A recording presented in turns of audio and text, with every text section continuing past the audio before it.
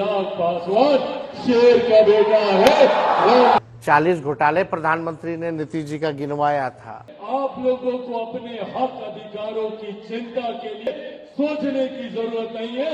ये वादा आप लोगों को हम सम्मान करते हैं, लेकिन अब कम से कम अब स्थिति वो नहीं रहेगी जो पहले वाली बात थी। चिराग पासवान बहुतों के लिए आग का कांटा बन गए और उनका यह अंदाज धीरे धीरे और बढ़ता जा रहा है। और जिस तरह से वो आगे बढ़ते जा रहे हैं, ऐसा नहीं लग रहा है कि वो एक छोटे मोटे खिलाड़ी हैं। ऐसा नहीं लग रहा है कि उनके पास बिहार में एक भी विधायक नहीं है। और जिस तरह से वो आराम हुंकार लगाते हैं, महिलाओं ने मेरी मां बनकर मेरे आंसू पोंछने का काम किया, उससे तो पता चल जाता है कि अब वह रुकने वाले नहीं हैं और 243 सीटों को लेकर के पूरी दबदबा बना रहे हैं। बिहार की 243 सीटों पर चुनाव, और ऐसे में विपक्ष को कहीं ना कहीं टेंशन तो होगी ही होगी। इवन पक्ष को भी होती है, लेकिन विपक्ष को ज़्यादा होती है। और उसमें तेजस्वी यादव कहीं ना कहीं कई सारे ऐसे प्रतिक्रियाएं देना शुरू कर दिए हैं। वो थोड़ी आप बुला करके हमको उप मुख्यमंत्री बना दिए, हमारा हक था, अधिकार था। और कहीं ना कहीं चिराग पासवान के लेकर करके उनके माइंड में कुछ घंटी बज रही है कि यही एक लड़का है, मेरा खेल बिगाड़ सकता है।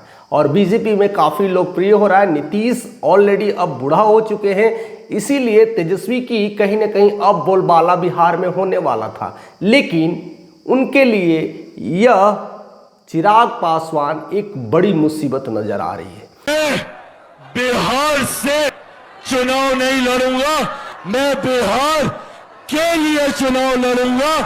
और उसी में एक दूसरे को तंज भी कसते और देखने को भी मिलता है। जिस तरह से चिराग पासवान आरजेडी को लेकर के काफ़ी व्यंग करते हैं और कहते हैं कि 15 सालों से जिस तरह से जंगल राज चला है, जिस तरह से प्रॉब्लम्स चला है, हम लोग जब जंगल राज की बात करते हैं तो जंगल राज में जिस तरह से पलायन हो रहा है, बहुत सारी शिक्षा को लेकर के हर मुद्दे पर कहीं न कहीं आरजेडी के खिलाफ तंज कसते हुए नजर आते हैं।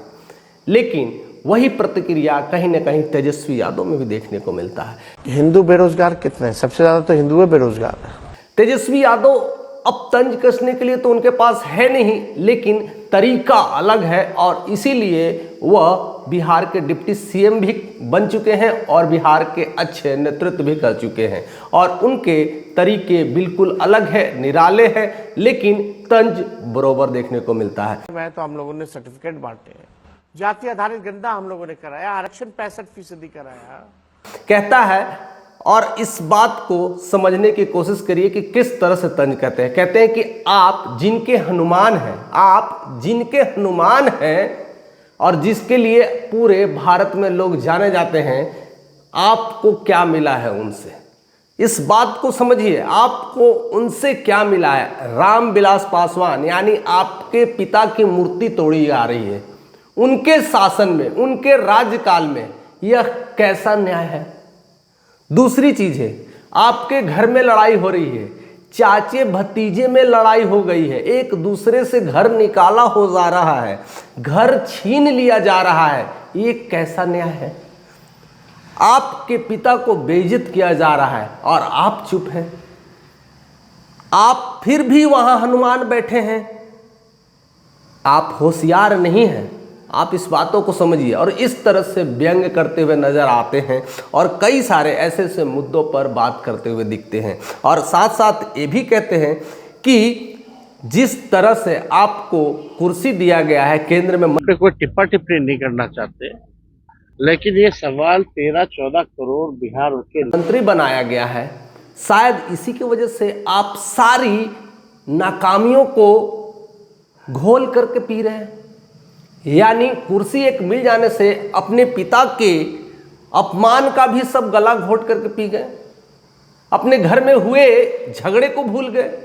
ऐसे कर करके विवाद तंज चला जा रहा है। और कहीं न कहीं तेजस्वी और चिराग कहीं न कहीं बिहार में एक दूसरे को हावी नजर आते हैं, एक दूसरे को कटाच करते हुए दिखते हैं।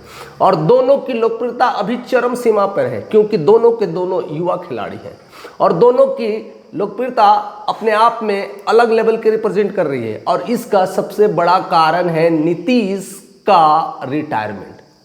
क्योंकि हर कोई अब ये जान गया है कि नीतीश की रिटायरमेंट होने वाली है, या तो अगर रहेंगे तो 2025 तक रहेंगे कि नहीं रहेंगे इसकी भी शंका होने लगी है।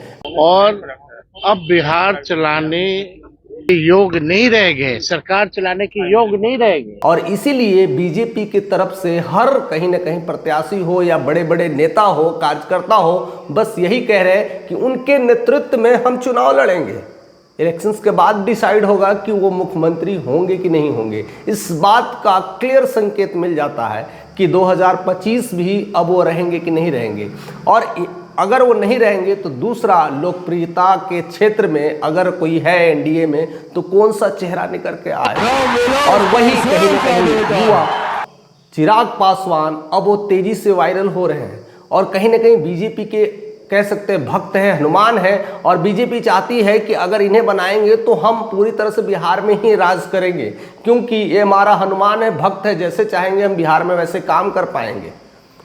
और बीजेपी तो इसके लिए तैयार है, लेकिन विपक्ष को मौका मिलने वाला था कि चाचा नीतीश अब नहीं तो भतीजा राज करेगा, यानी तेजस्वी यादव इसी फिराक में थे और इसीलिए बहुत तेजी से राजनीति कर रहे हैं और बहुत बड़ी अपने आप को रिप्रेजेंटेशंस में आगे बढ़ रहे हैं और पूरी एड़ी चोटी लगा चुके हैं इस बार 2025 के इलेक्शंस को लेकर के।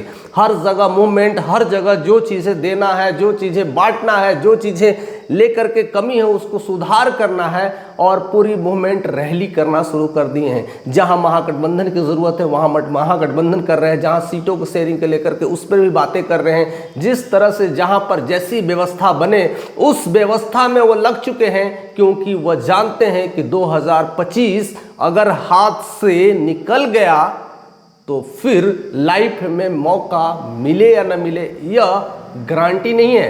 क्योंकि चिराग पासवान अगर उभरते हुए आ रहे हैं तो वह एक लंबे खिलाड़ी के रूप में ही राज करेंगे, और बिहार में जब वो टिकेंगे तो आने वाले 10-15 सालों के लिए उन्हें उस सिंहासन से वंचित कर सकते हैं। इसीलिए जो तेजस्वी की और चिराग पासवान की जो आर पार का युद्ध चल रहा है, यह लड़ाई चल रही है, यह सियासत का जो लड़ाई चल रही है, यह बहुत तेज चल रहा है। और इसी में हर एक पार्टी कहीं ना कहीं एक दूसरे को तंज कसने में नजर आती हुई दिख रही है। चाहे वो चिराग पासवान आरजेडी के लिए करती है या आरजेडी चिराग पासवान के लिए करती है। हालांकि दोनों के फैमिली में प्रॉब्लम्स देखने को मिल रहा है, दोनों को फैमिली में कुछ न कुछ अप्स डाउन हो रहे हैं, दोनों के पार्टी में भी अप्स डाउन देखने को मिलते हैं। यानी दोनों आगे तो बढ़ रहे हैं, लेकिन दोनों को पीछे खींचने के लिए उनके परिवार, उनके कार्यकर्ता भी है, और ऐसे में एक दूसरे का तंज कसा जा रहा है। और इसी तंज में बिहार के लोग समझने की कोशिश कर रहे हैं कि हमारा नेता असली में कौन है, चिराग पासवान होंगे या तो तेजस्वी यादव होंगे, क्योंकि यही दोनों सितारे अभी उभर रहे हैं। अगर नीतीश कुमार को विराम मिलता है तो अब आप बता सकते हैं क्या होने वाला है। क्या ऐसी घटनाएं को लेकर के जिस तरह से लोकप्रियता बढ़ रही है, क्या एक दूसरे को लेकर के बहुत बड़ा विवाद होने वाला है 2025 में, या 2025 में एक दूसरे के विपक्ष में सीटों को लेकर के लड़ाई लड़ेंगे, या उस सीट पर जिसकी ज़्यादा बम्पर ओपनिंग होगी वही विजेता होगा। ये सब कुछ अब बहुत जल्द खुलासा होने वाला है, क्योंकि चुनावी जंग शुरू हो चुका है, ऐलान शुरू हो चुका है, और बहुत जल्द अब इसकी घोषणा भी होने वाली है। पोस्टर्स, बैनर से पूरी तरह से बिहार को पाटा जा रहा है। कहीं चिराग दिखते हैं तो कहीं तेजस्वी दिखते हैं, और भी बड़े बड़े जो पार्टी हैं सब कोई अपनी रैली अभियान में जुट चुके हैं। हर कोई अपना से इस बात को कहा है, ऑन रिकॉर्ड कहा है और रिपीटेडली कहा है कि मेरे लिए राजनीति में आने का कारण ही बिहार और बिहारी रहे हैं। माहौल बना रहे हैं, और चिराग पासवान आरा में जिस तरह से माहौल बनाए हैं, अगला माहौल वह राजगीर में बना रहे हैं। और राजगीर में उनका नीतीश का गढ़ है, मांझी का गढ़ है, और अपने गढ़ में अपने ही परिवारों के साथ अपनी बुलंदी बढ़ाने की कोशिश कर रहे हैं। और ऐसे में दलितों को सबसे बड़ा नेता उभर करके आ रहे हैं। ऐसे में तेजस्वी यादव किस तरह से उनको टैकल कर पाएंगे, किस तरह से रोक पाएंगे, यह पारिवारिक लड़ाई को रोकना या उनके प्रति इल्जाम लगाना, ऐसे में क्या चिराग पासवान रुक जाएंगे?